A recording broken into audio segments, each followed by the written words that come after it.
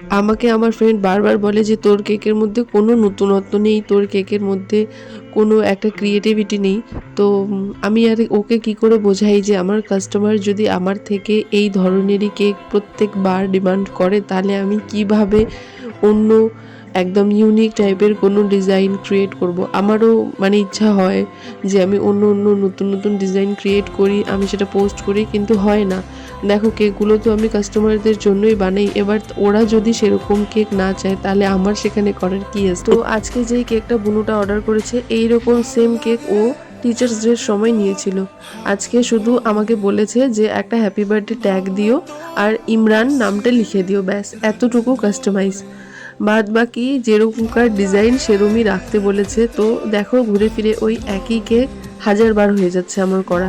যাই হোক, কি আর করা যাবে, ওরা চাইলে, আমি তো আর সেটাকে মানা করতে পারি না। কেমন লাগলো জানিও।